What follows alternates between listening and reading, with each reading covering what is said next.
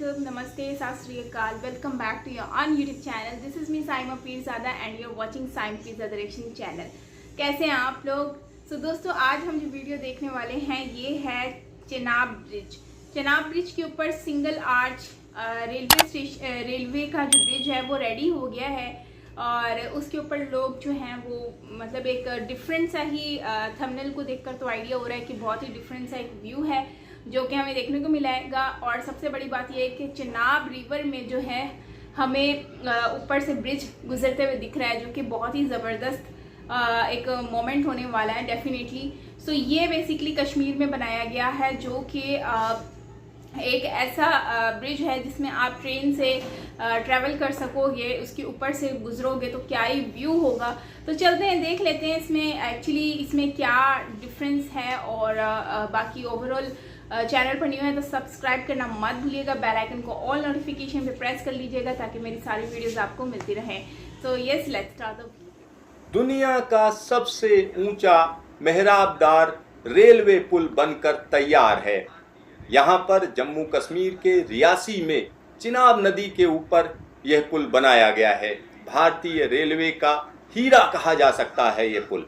यहाँ पर आप देख सकते हैं कि बड़ी संख्या में रेलवे के अधिकारी यहाँ पर जुटे हुए हैं। साथ ही साथ आखिरी हिस्सा इसमें लगाया गया और आतिशबाजी के साथ घोषणा की गई कि यह पुल बनकर तैयार हो गया है। यहाँ पर भारत का तिरंगा झंडा लहरा रहा है, बड़े जबरदस्त तरीके से लहरा रहा है। आपको लग रहा होगा कि यह हवा से लहरा रहा है, जी नहीं, ये यहाँ पर जो काम करने वाले लोग हैं उनकी मेहनत और लगन से यहाँ पर लहरा रहा है। यहाँ आप देख सकते हैं कि किस तरीके से ये दुनिया का अजूबा पुल बनकर तैयार हो गया है। इस पुल की अगर ऊंचाई की बात करें तो 359 मीटर है नदी के तल से।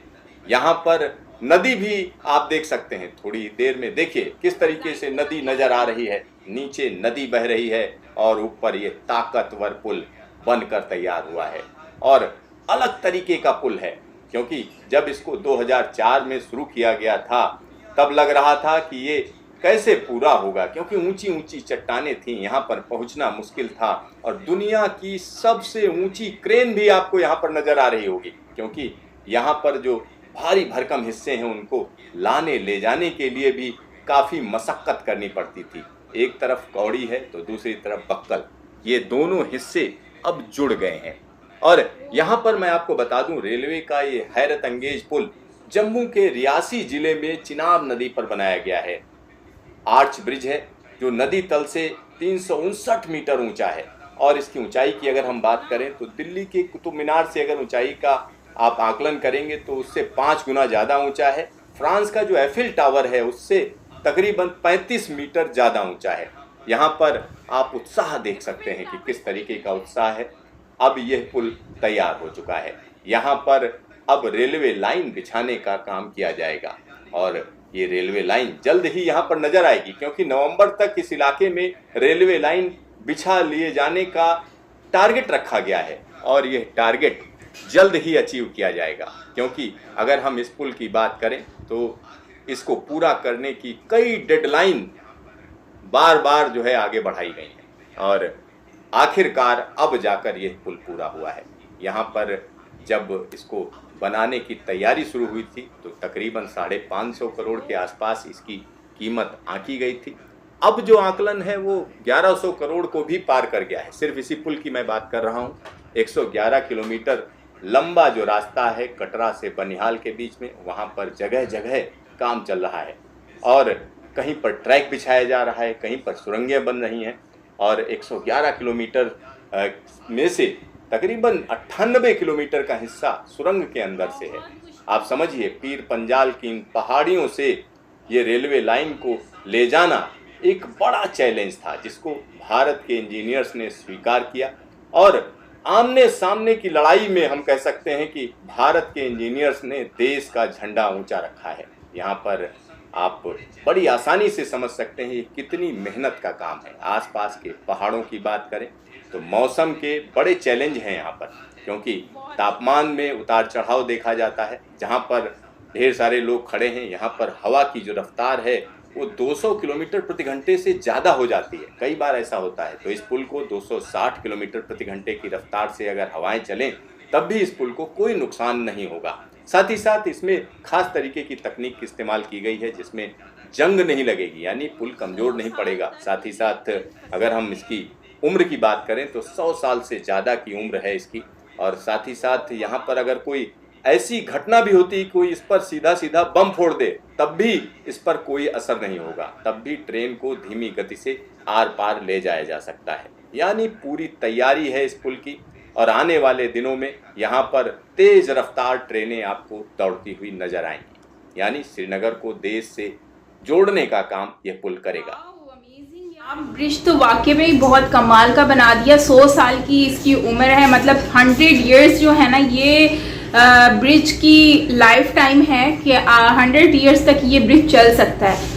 तो मतलब टाइम भी बहुत अच्छा खासा है। और उस टाइम तक तो पता नहीं कितनी इस दुनिया का जो सिस्टम है वो चेंज हो चुका होगा और भारत पता नहीं कहाँ से कहाँ पहुँच चुका होगा।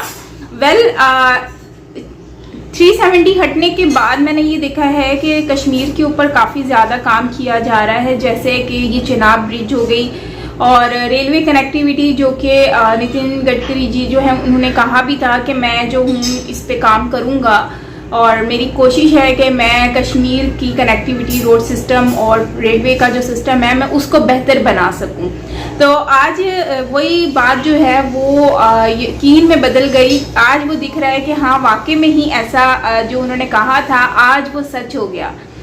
इतनी ऊंचाई में उन्होंने जो ब्रिज बनाया है, जो वर्कर्स हैं उन्होंने इतनी ऊंचाई में ये ब्रिज बनाया है कि वहाँ पर आप देखो तो एक तो बनाना कितना मुश्किल काम था, जो कि एक चैलेंज था इनके लिए, और इतना खूबसूरत तरीके से बनाना, इतना खूबसूरत तरीके से उसको डिज़ाइन करना एक बहुत ही बड़ा चैलेंज है, जो कि इंजीनियर्स का काम मैं बोलती हूँ कि उन्होंने बहुत ही एफर्ट की है इसके ऊपर, बहुत ही अच्छे तरीके से उन्होंने इसको बनाया है।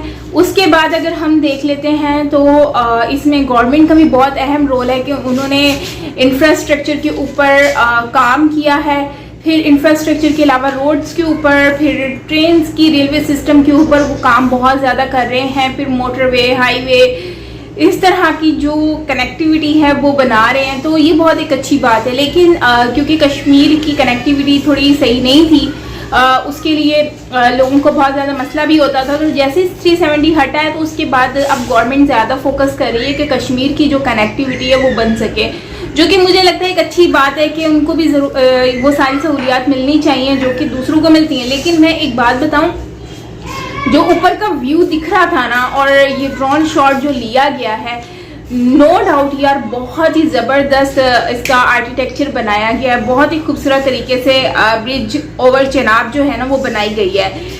और इसको मतलब पहाड़ों के ऊपर इन्होंने किस तरह से ये बनाया है ये वही जानते हैं। लेकिन सोचो जब ट्रेन का इसमें व्यू देखने को मिलेगा ना तो फिर क्या ही बात है, मतलब ट्रेन का सफ़र कितना औसम हो जाएगा।